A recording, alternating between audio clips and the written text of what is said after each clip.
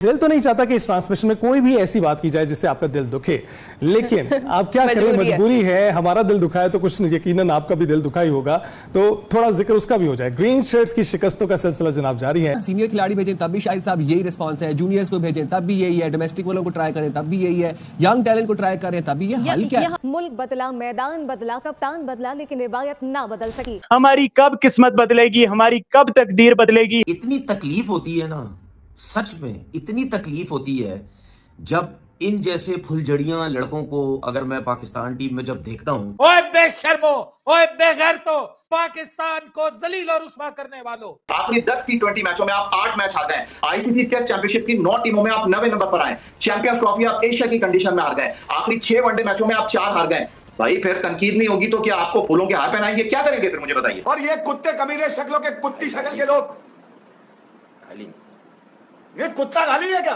Dog बोल दूं, dog की शक्ल के लोग। यार मतलब मैं तो यही कह रहा हूँ, कौन सा ऐसा डॉबरमैन आ रहा था ग्राउंड में जो आकर किसी को काट लेता। साले कुत्ते नहलाते थे तुम लोग, तुम्हें इज्जत भी लिए यहाँ पर। रोजे की हालत में क्रिकेट टीम की ऐसी परफॉर्मेंस हो तो फिर क्या करना चाहिए? रोजा मुकरू हाँ, वो तो नहीं जाएगा, जो देख रहा है वो बस ऐसे ही देख रहा है। खून ही जल रहा है ना देखने वाले का। खून खोलता है खून। पखाना मलते तुम्हारे मुंह के ऊपर। क्या करें तुम्हारी परफॉर्मेंस के ऊपर मुंह से खड़े होके? तुम्हें वुमेन क्रिकेट के लिए अप्लाई करना चाहिए, वहां जरूरत है तुम्हारी। मर्दों वाली क्रिकेट में तुम्हें खेलने की जरूरत नहीं है। हम इस कैटेगरी में जिसमें बांग्लादेश, अफगानिस्तान, अमेरिका ये नीचे की टीमें आती हैं क्योंकि हमारी क्रिकेट यहाँ पहुँच गई है। फैसल न्यूजीलैंड की टीम तो हमें पता है कि इतनी स्ट्रांग है, तो हम क्यों नहीं प्रैक्टिस करके जाते? मतलब बार बार हमें हारने का जोश है क्या? मतलब ये प्रैक्टिस उन्होंने की है, ये प्रैक्टिस है, ये तो गली मोहल्ले में जो बच्चे खेलते हैं वो अच्छे ज्यादा खेलते हैं। कभी लोगों की BCD टीमें हमें मारती हैं, कभी A टीमें हमें मारती हैं, आर्म सीरीज में हम हारते हैं, ट्राई नेशन सीरीज में हारते हैं, चैंपियन ट्रॉफी में भी घर में हारते हैं।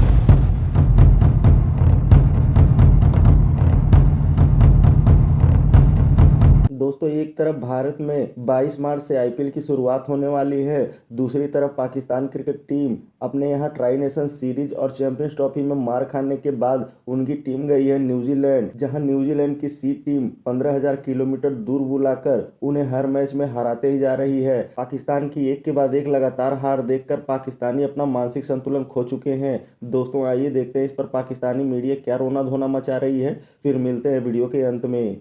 मुझे कहीं ऐसा लग रहा है कि ये बताने की कोशिश की जा रही है कि भाई आप बहुत बात कर रहे थे ना कि हमारे पुराने खिलाड़ी ठीक नहीं है, जिनके साथ हम आईसीसी T20 वर्ल्ड कप भी आ रहे हैं, आईसीसी टेस्ट चैंपियनशिप में हमारी बदतरीन परफॉर्मेंस रही, आईसीसी चैंपियंस ट्रॉफी में हम एशिया की कंडीशन में हार गए, 50 ओवर का टूर्नामेंट हम इंडिया में सेमीफाइनल के लिए क्वालिफाई नहीं कर सके। ये है आपके नौजवान खिलाड़ी। आपको बताने की कोशिश की जा रही है, आपको दिखाने की कोशिश की जा रही है। हालांकि इस टीम के साथ उस्मान मौजूद है जो कि ऑस्ट्रेलिया में खेले, जिम्बाब्वे में खेले, साउथ अफ्रीका में खेले, उनको आपने दूध में से मक्खी की तरह निकाल के बात किया हुआ है। 22 माह के बाद टीम में वापस आए हारिस, और लग रहा है कि कोई तालमेल ही नहीं है उनका। हसन नवाज को चले मैं मान लेता हूं कि आपने उमैर बिन यूसुफ के ऊपर फौकिया दी है, लेकिन भाई कम से कम उसको बता तो दो, उसको सिखा तो दो कि यार किस तरह खेलना है, क्या करना है, थोड़ा रुककर खेलना है। अब आ जाते हैं हारिस रऊफ की तरफ। हारिस रऊफ का देखिए मसला यह है कि हारिस रऊफ के लिए किसी शायर ने खूब कहा है कि आप ही अपनी अदाओं पर जरा गौर करें, हम अगर अर्ज करेंगे तो शिकायत होगी। हारिस रऊफ साहब फरमा रहे हैं कि कल्चर बन गया पाकिस्तान में सिर्फ तनकीद करना। भाई हारिस रऊफ ही थे जब लाहौर कलंदर के लिए 2 टूर्नामेंट जीते, तो लाहौर कलंदर नहीं बल्कि पूरे पाकिस्तान ने इनको प्रेस किया। हमने भी जी बिल्कुल, हम भी इधर ही बैठे हुए थे तब। सिर्फ मैं आपको 30 सेकंड चाहूंगा आपसे।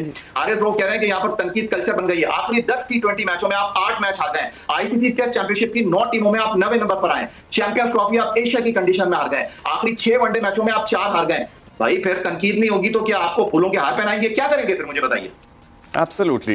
और फिर शिकायत वाला आंसर जो है ना वो बड़ा इंपॉर्टेंट होता है कि तनकीद होती है तो फिर शिकायत भी होती है, फिर शिकवे भी होते हैं। आपने बड़ी अच्छी ये बात की कि जब इन्होंने अच्छा परफॉर्म किया है तो हम इसी प्लेटफॉर्म पे बैठे हुए, हम सारों की बातें हुई हैं और हमने किस तरह इनकी आप नहीं सिर्फ पूरा पाकिस्तान प्रेस कर रहा था। यही हारिस रऊफ ने 10 आउट किए थे, ऑस्ट्रेलिया में पाकिस्तान को जिताया था। कह रहे थे क्या बॉलिंग किया है हारिस रऊफ ने। भाई जब छोटी सी चीज के ऊपर, एक जीत के ऊपर आपको आसमान पर ले जाएंगे तो फिर हार के ऊपर आपको जो है तनकीद भी बर्दाश्त करनी पड़ेगी। अच्छा राशिद भाई, हम आपके पास आएंगे या आपसे भी सिलेक्शन की बात करेंगे, क्योंकि राशिद भाई को तो शदीद एतराज़ात हैं उन लोगों के ऊपर जिन्होंने ये टीम बनाकर भेजी है। राशिद भाई, अब ऑकलैंड जाएंगे, हम क्या कोई गीदर सिंह ही निकाल लें, क्या नया कर लें? बस यही है जो है। शादाब से आपको पता है कि ओवर 1 ही कराया गया और उसमें 10 रन खा लिए, मगर शादाब इज बैक। पूरे पाकिस्तान को मालूम है कि शादाब की परफॉर्मेंस इतनी अच्छी नहीं थी। लास्ट 14 मैचेस में से 4 में बॉलिंग नहीं की और उनके 10 मैचेस में 4 विकेट थी और 2 मैचेस में उन्होंने 4 ओवर पूरे किए थे जिसने 50+ रन दिए थे। उनको एज ए बैट्समैन लेके गए हैं और जब आप ऐसे बैट्समैन लेके गए तो अबरार का आज प्लेइंग 11 में बनता था, क्योंकि जितना शॉर्टर गेम होगा अबरार विकेट लेने की सलाहियत रखता है पावर प्ले में। पहले मैच में हारिस राउफ को नहीं खिलाया और मैच में इम्प्रूव करते हैं, आउट करते हैं, वो रन भी कर देते हैं। दो आपके मेन बॉलर नहीं खेले। आज अगर देखा जाए हारिस खेले तो अब्बास अफरीदी वैसे ही नहीं खेले, तो अबरार भी नहीं खेले। वीकेट बॉलिंग अटैक खेल रहा था। मोहम्मद अली ने 34 रन 2 ओवर में पावर प्ले में दे दिए और 26 रन 1 ओवर में शाहीन अफरीदी ने दे दिया और 6 रन शायद दिए थे। तो हमारे पावर प्ले में 5 ओवर का पावर प्ले अगर आज था, मुझे सही से यकीन नहीं है, लेकिन 5 ओवर का होगा या 4.5 या 5 ओवर 6 रन बनाए और हमने 36 रन बनाए। 30 रन का फर्क था पावर प्ले में। तो ये बहुत बड़ा फर्क है और बॉलिंग में इनको देखना पड़ेगा कि अपने तीनों इस स्लॉट में 3 बेहतरीन बॉलर जो हैं, ये नहीं बोल रहा कि वर्ल्ड क्लास है, हारिस है, अब्बास अफरीदी है, शाहीन है और अबरार है। तो इनको तीनों अब शायद अबरार होते तो कोई विकेट भी ले जाते। मतलब अबरार होंगे तो फिर शादाब नहीं होंगे, या शादाब होंगे तो अबरार नहीं होंगे। कोई ऐसी भी साइंस है या ये दोनों भी एक वक्त में हो सकते हैं? हम इस कैटेगरी में जिसमें बांग्लादेश, अफगानिस्तान, अमेरिका ये नीचे की टीमें आती हैं, क्योंकि हमारी क्रिकेट यहाँ पहुंच गई है। हमारा मसला ये है कि कल मैंने बड़ी अच्छी एक वीडियो देखी, सोहेब मकसूद हमारे फॉर्मर क्रिकेटर, उन्होंने बहुत ही लॉजिकल बात की है और पहली बार मैंने किसी क्रिकेटर को ग्रास रूट लेवल पे जो कुछ हो रही है तबाही उसके बारे में बात करते हुए सुना। क्योंकि मसला सारा ये हो रहा है फैसले पिछले 8-10 साल से कि स्ट्रक्चर में दरारें पड़ रही हैं और हम जो है वो इमारत पे रंग रोगन करके उसे खूबसूरत बनाने की कोशिशें कर रहे हैं। मैं आपको बता दूं, ये जो हो रहा है ये नजर आ रहा है और आगे जो हो रहा है वो भी नजर आएगा, क्योंकि क्रिकेट आपकी हॉकी की सतह पर जाने वाली है। वजह उसकी ये है कि आपके यहाँ जो डिस्ट्रिक्ट लेवल पे और रीजन लेवल पे जो कुछ हो रहा है वही ऊपर आ रहा है, वो टैलेंट ही आपके सामने से चला जाता है। एक छोटी सी मिसाल दूं, अभी एक प्रेसिडेंट ट्रॉफी हुई है फर्स्ट क्लास इवेंट, जिसका जो 5वें नंबर का बॉलर है, जो हाईएस्ट विकेट टेकर है, मोहम्मद आसफ, वो लड़का लाहौर कलंदर ने भी पिक किया है और वो एचईसी जावेद मेमन साहब को बड़ा इसका क्रेडिट जाता है कि उन्होंने अपनी टीम से उसे खिलाया। वो डिस्ट्रिक्ट की टीम में सिलेक्ट नहीं हुआ था। तो अगर तो ये डिपार्टमेंट की क्रिकेट नहीं होती और ये फ्रेंचाइज क्रिकेट वगैरह ना होती तो इस तरह के कितने बच्चे खो जाते हैं। उसकी वजह यह है कि अगर आप डिस्ट्रिक्ट के क्लब जो चलाता है उसके क्लब की टीम में नहीं है और आप उसकी बात नहीं मानते तो आप डिस्ट्रिक्ट की टीम में सिलेक्ट नहीं हो सकते। इसी तरह अगर जो रीजन चलाते हैं, जो अहदेदार हैं, उनके क्लबों में नहीं है, उनके करीब नहीं है, तो आप रीजन की टीम में सेलेक्ट नहीं हो सकते। तो जब अच्छा खासा टैलेंट जो है वो यहीं से खो जाता है तो फिर आगे आपको क्या मिल रहा है? दूसरा ये है कि स्पोर्ट्समैन गुलाम, आगे हमें ये मिल रहा है ना कि शोएब मलिक मेंटोर भी हैं। शोएब मलिक जो है वो टीवी चैनल्स पे आके गेम भी खेलेंगे और उसके बाद शोएब मलिक आगे दोबारा से क्रिकेट खेलेंगे और वो जो बच्चा है जिसने सबसे ज्यादा रन्स किए हैं वो नहीं खेलेगा, तो फिर पाकिस्तान भी नहीं खेलेगा ना। आज के मैच की अगर बात कर ले फवाद भाई, मैं पाकिस्तान का प्राइम फास्ट बॉलर हूँ। इश्तिहार में आपने सुना होगा ये प्राइम फास्ट बॉलर, 4 छक्के 1 ओवर में। अच्छा, ओपनर हम लेकर गए, मुझे समझ में नहीं आ रही, हसन नवाज को शायद उनको समझ में नहीं आ रही या फिर हमें देखने वालों को समझ नहीं आ रही, क्रिकेट चलाने वालों को समझ में नहीं आ रही। आप पहले मैच में इसी तरह आउट हुए हैं, दूसरे मैच में आप ना पिच असेस कर रहे हैं ना कंडीशन असेस कर रहे हैं। ये लाहौर या कराची की पिच नहीं है जहाँ पे इतना तेज हवा नहीं चलता है, हिलता जुलता नहीं है। फवाद भाई, पाकिस्तान की कैप लेना इतना सस्ता है क्या? जी बिल्कुल हो गया। उसकी वजह है कि नीचे से आपके क्रिकेटर नहीं आ रहे, प्लेयर नहीं आ रहे। हम सब इन्हीं बच्चों के नाम ले रहे थे, हम नियाजी का नाम भी ले रहे थे, हम हारिस की बात भी कर रहे थे, हम बाकी सारों की भी बात कर रहे थे, क्योंकि ये यहाँ पर परफॉर्म कर रहे थे। बट इंटरनेशनल लेवल पे जब ये मुकाबला करने जाते हैं तो ये उनके लेवल पे नहीं खड़े हैं। आपने बॉलर्स की बात की, हम बॉलर्स को बहुत बुरा भला कहते हैं। प्रॉब्लम सारी ये है कि अब हर जगह 200 से ऊपर की क्रिकेट हो गई है। आप देखें, बैटिंग ही मुख्तलिफ अंदाज में हो रही है। ये T20 खेल ही बैटर का है। हम अभी तक इस चीज को समझ नहीं रहे। आप अपने यहाँ भी देखें, T20 नेशनल टूर्नामेंट हो रहा है, टीवी पे आ रहा है, आप देखिएगा शाम मगरिब के बाद आपको क्वालिटी का अंदाज होगा कि दुनिया में क्या खेला जा रहा है, हम क्या कर रहे हैं। साथ साथ अब दुनिया खुल गई है। सऊदी अरब में बहुत बड़ी लीग हो रही है, वो आपके वहां लड़के चले जाएंगे, यूएई चले गए हैं। अभी ऑस्ट्रेलिया में एक पेसर्स क्रिकेट अकेडमी आई हुई है, कराची लाहौर, वो यहाँ से लड़के लेके जा रहे हैं। तो इंजीनियर्स, डॉक्टर्स की तरह ये बहुत से ऐसे बच्चे हैं जिनमें पोटेंशियल होगी, वो चले जाएंगे। और हमारा प्रॉब्लम ये है, क्रिकेट बोर्ड का भी वो समझ रहे हैं ऊपर की सतह पे वो बड़े बड़े नामों को लगा के क्रिकेट को ठीक कर देंगे। प्रॉब्लम नीचे है। और मसला सारा ये है कि अब वो मोनोपोली भी नहीं है कि आप लड़के को कहेंगे कि मैंने देखता हूं मैं कैसे खेलता है, क्योंकि लड़के के पास भी ऑप्शन आ गए हैं। तो हम जब तक अपनी बुनियाद को ठीक नहीं करेंगे, जब तक स्ट्रक्चर को ठीक नहीं करेंगे, हमारी यहाँ बेहतरी नहीं आएगी। और ये जो माफियाज बैठे हुए हैं उनको नहीं रोका जाएगा। कोचेस भी जो है वो रीजन और डिस्ट्रिक्ट के लोगों की मर्जी से लगते हैं, तो कोच बेचारे की भी जो है वो लिमिटेड ऑप्शन है, वो अपनी मर्जी के प्लेयर्स नहीं खिला सकता। सर तबाही है, इसी वजह से ये सूरत हाल है। बाकी अल्लाह मालिक है, ऐसे ही चल रहा है, ऐसे ही चलता रहेगा अगर इन चीजों पे ध्यान नहीं दिया गया। हम तो क्रिकेट, आपको भी पैशन है, मेरा भी शौक है, देखिए क्रिकेट पाकिस्तान के ऊपर जाते हुए और इस सतह पे जाते हुए दुख होता है, अफसोस होता है, लेकिन रियलिटी यही है जो आपको अब टीवी स्क्रीन पे नजर आ रहा है। अब अगर आपने देख तो मैच इत्तेफाक से जीत लिए तो फिर सब कुछ आप भूल जाएंगे, लेकिन आप अगर अपने आप को टॉप टीम दुनिया की बनाना चाहते हैं तो नीचे जो स्ट्रक्चर में कोताहियां हैं, जो बेईमानियां हैं, उन चीजों को खत्म करना पड़ेगा। और मैं सबसे बड़ी मिसाल मैंने मोहम्मद आजम की दे दी, चाहे जो भी चाहे चेक कर लें, ये 5वें नंबर के वो बॉलर हैं और वो डिस्ट्रिक्ट की टीम में सेलेक्ट नहीं हुए थे। आप सोचें जरा। जनाब, जैसे कि आतिफ असलम साहब कह गए कि अब तो आदत सी है मुझको ऐसे जीने में, तो ये आदत मेरे ख्याल से अपनानी होगी जब तक हमारा डोमेस्टिक स्ट्रक्चर ठीक नहीं हो जाता। फवाद मुस्तफा साहब बहुत शुक्रिया, थैंक यू टाइम। तो पाकिस्तान एक और मैच हार चुका है। जी, मैं तो सिर्फ उनकी एक बात जो है ना मेरे जहन को चिपक गई। उन्होंने कहा ना कि जो ज़मीन बोस हो जाती है इमारत, अगर आप ऊपर ऊपर रंगो रोगन करते चले जाएं तो हमारी इमारत हो गई, वो मेरे ख्याल से अब खत्म हो चुकी है, अब उसको दोबारा से तामीर करने का वक्त आ गया है। तकलीफ होती है, जाहिर सी बात है। क्रिकेट हमारा ऐसा है जैसे बिल्कुल चमकता दमकता सितारा, और हम खुद अपने हाथों से उसका कबाड़ा कर रहे हैं अनफॉर्चुनेटली। मुझे तो हैरानगी है कि आपने 3 प्लेयर नए खिलाए, 2 एक जैसे प्लेयर है, इरफान खान नियाजी और अब्दुल समद, वो एक टीम में नहीं खेल सकते। आपको मुस्तनद बैट्समैन, आपके पास उस्मान खान भी थे जो ओपन करते हैं, उमैर बिन यूसुफ भी हैं जो मुस्तनद बैट्समैन है। तो आपको एक ऐसी टीम खिलानी चाहिए थी जो कॉम्बिनेशन होती, 1 या 2 प्लेयर नए होते, बाकी प्लेयर थोड़े से मुस्तनद होते तो वो खेलते। अब ये नई टीम है, यंग टीम है, तजर्बाती तौर पर आपने बाबर और रिजवान को आउट किया है, आप देख रहे हैं। तो जब आप बड़े प्लेयरों को बाहर करते हैं तो इस तरह से रिजल्ट आते हैं। यही मेरा सवाल है शाहिद साहब, कौमी टीम की फाइनल 11 में अब कोई बड़े नाम का बैटर नहीं है, एक बॉलर है शाहीन, ठीक है, वो भी कुछ नहीं कर पा रहा। न्यूजीलैंड टूर की जो टीम सिलेक्शन थी उसके ऊपर क्या कहेंगे, उस हवाले से क्या कहना है आपका? अब नए प्लेयर सेलेक्ट किए, हम अक्सर फॉर्मेट को मिक्स कर देते हैं। जो वनडे में परफॉर्म करता है उसको T20 में ले आते हैं, जो T20 में करता है उसको वनडे में ले आते हैं। टेस्ट का बॉलर है मोहम्मद अली, उसने थोड़ी परफॉर्मेंस दी है वाइट बॉल में, उसको हम अब वाइट बॉल में भी ले आए। तो हम जल्दी इस तरह के फैसले कर रहे हैं जो अक्लमंदी वाले फैसले नहीं है। अब आप कप्तानी का ही ले लें, इस साल में 1 साल में 4 कप्तान बदले। जनवरी 2024 में जब पाकिस्तान की टीम न्यूजीलैंड गई थी तो शाहीन शाह अफरीदी कप्तान थे, फिर बाबर आजम बने T20 वर्ल्ड कप में, अक्टूबर के एंड में रिजवान बन गए, फिर एक दौरे के लिए आगा सलमान को बनाया कप्तान, और उन्हें कप्तान बनाकर अगली सीरीज में टीम से ही निकाल दिया। अब वो दोबारा कप्तान है। तो इतनी जल्दी बाबर और रिजवान पर मुझे एक किस्सा याद आ गया, अगर आप सुनना चाहें। एक शख्स था, उसके घर के बाहर कोई भी गाड़ी खड़ी होती थी उसे पंक्चर कर देता था। फिर जब उसका आखिरी वक्त आया तो उसने अपने बेटे को नसीहत की कि बेटा, लोग मुझे बड़े बुरे अल्फाज में इस वक्त याद करते हैं, तो तुम कुछ ऐसा करना कि लोग मुझे अच्छे से याद करें। बेटे ने कहा मैं क्या करूं अपने वालिद के जाने के बाद। उसने लोगों की गाड़ियों को पंक्चर और साथ में शीशे तोड़ने भी शुरू कर दिए। तो लोगों ने कहा इससे अच्छा तो उसका बाप था, कम से कम शीशे तो नहीं तोड़ता था।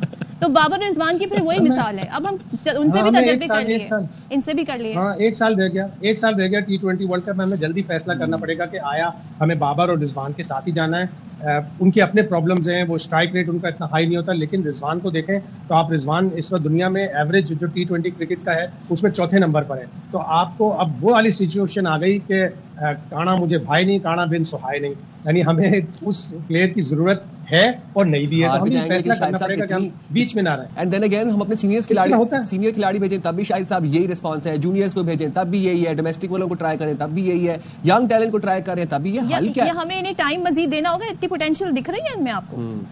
हल यही है कि हमें वेट करना पड़ेगा, हमें शॉर्ट टर्म और लॉन्ग टर्म दोनों काम करने पड़ेंगे। शॉर्ट टर्म में यंगस्टर्स को अगर आप ट्राई कर रहे हैं तो आपको इस तरह के नतीजे बर्दाश्त करने पड़ेंगे, और लॉन्ग टर्म में ये कि हम अपनी डोमेस्टिक क्रिकेट इतनी बेहतर करें कि जब हमारी डोमेस्टिक क्रिकेट के परफॉर्मर इंटरनेशनल क्रिकेट में जाएं तो इस तरह स्ट्रगल न करें जिस तरह आज हमने देखा कि क्राइस्टचर्च में किया। और बाहर जब भी हम जाते हैं, New Zealand, Australia, south Africa, England, ये बड़ी मुश्किल कंडीशन होती है, इसमें नए लड़के जाते हैं तो स्ट्रगल करते हैं।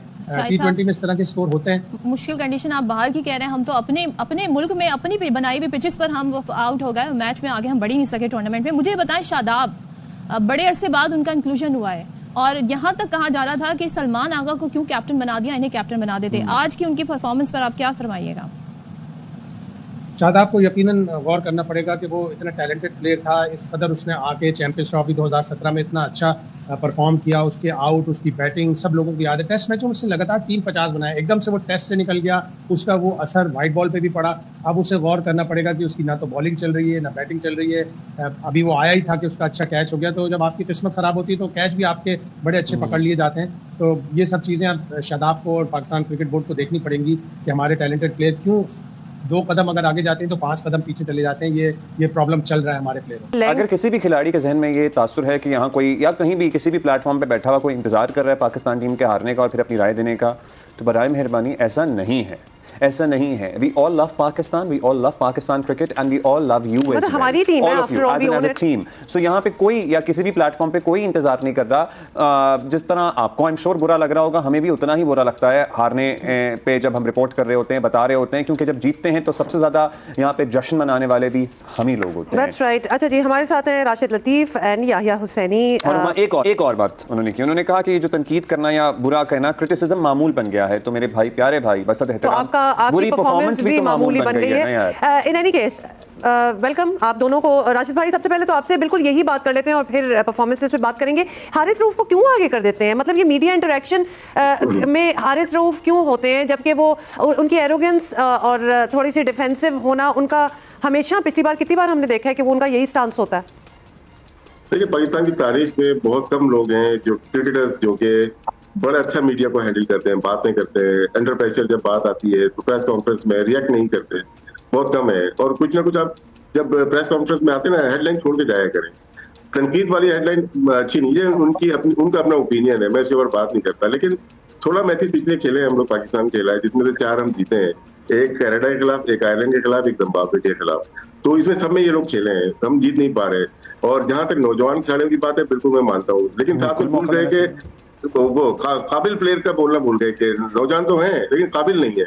काबिल होंगे तो उसकी तनकीद नहीं बनती कभी भी। ये जो नालायकों का टोला बनाया हुआ पूरा। और मुझे ये भी एतराज नहीं है, ये टीम जो गई भी है, एतराज उनका है जो जिन्होंने भेजा है उनको, उनके ऊपर है। जिन आदाद शुमार की बेसिस पे भेजा है वो भी बाजों के तो बिल्कुल ही हैरान कुन थे। लेकिन राशिद भाई, एट द सेम टाइम हम आपसे ये भी जानेंगे कि ये कह देना कि भाई बाज लोग इंतजार कर रहे होते हैं टीम की हार का और क्रिटिसिज्म एक मामूल बन गया है। मतलब जाहिर है टीम अच्छा परफॉर्म करेगी तो कोई क्यों क्रिटिसाइज करेगा, और ये क्यों है हमारे टॉप नॉच प्लेयर्स के जहन में तासुर के लोग इंतजार कर रहे हैं टीम की हार का और उस पर फिर क्रिटिसाइज करेंगे। All of us who are watching us, who talk about cricket, we all love cricket and we all love cricketers and obviously Pakistan.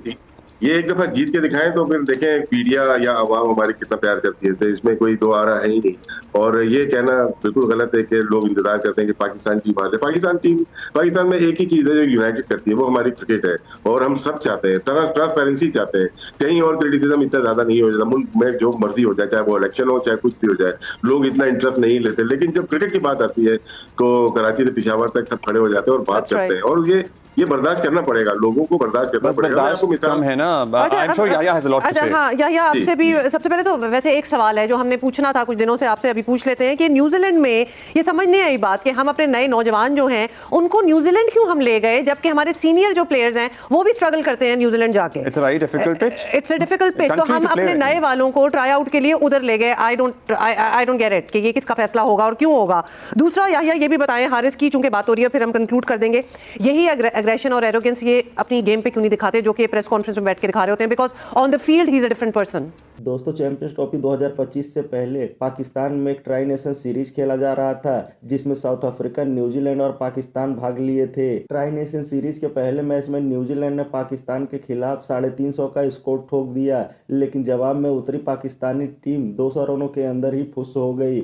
इसके बाद साउथ अफ्रीका ने पाकिस्तान के खिलाफ 350 रनों का स्कोर ठोका, लेकिन जवाब में पाकिस्तानियों ने इस 350 रनों के स्कोर को चेज कर लिया और पूरा पाकिस्तान हवा में उड़ने लगा। उन्हें ऐसा लग रहा था कि पाकिस्तान के अलावा और दूसरी कोई टीम 350 रनों का स्कोर कभी चेज ही नहीं कर पाई है। लेकिन अगले ही मुकाबले में न्यूजीलैंड ने उन्हें ऐसा धराशायी किया कि वो आसमान से जमीन पर आ गिरे। फिर शुरू हुई चैंपियंस ट्रॉफी और चैंपियंस ट्रॉफी के पहले मुकाबले में ही न्यूजीलैंड ने पाकिस्तान को पटकनी दे दी और 23 फरवरी को भारत ने रही सही कसर भी पूरी कर दी। एक के बाद एक लगातार हार से बौखलाए पाकिस्तानी मीडिया ने बाबर आजम, मोहम्मद रिजवान और शाहिनशाह अफरीदी को गालियां देनी शुरू कर दी। चैंपियंस ट्रॉफी के बाद पाकिस्तान को न्यूजीलैंड के दौरे पर जाना था जहां उन्हें 5 T20 मैच और 3 ODI मैच खेलने थे, लेकिन पाकिस्तान क्रिकेट बोर्ड ने चैंपियंस ट्रॉफी और ट्राई नेशन सीरीज में खराब प्रदर्शन के कारण मोहम्मद रिजवान, बाबर आजम को घर बिठा दिया और युवाओं से सजी अपनी नई टीम न्यूजीलैंड के दौरे पर भेजी, जहां उन्हें ऐसी उम्मीद थी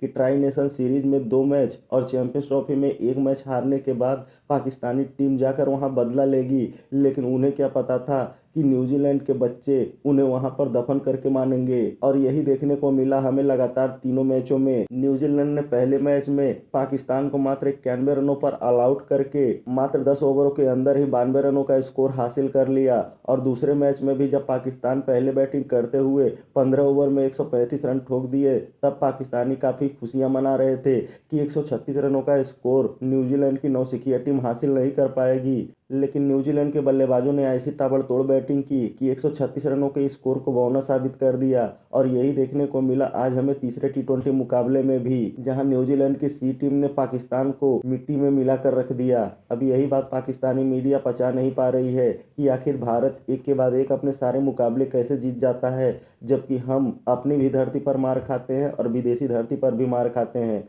खैर, जब तक पाकिस्तान क्रिकेट से पॉलिटिक्स बाहर नहीं होगा, पाकिस्तान का यही हश्र होता रहेगा। दोस्तों, वीडियो में अंत तक बने रहने के लिए धन्यवाद। मिलते हैं अगले वीडियो में।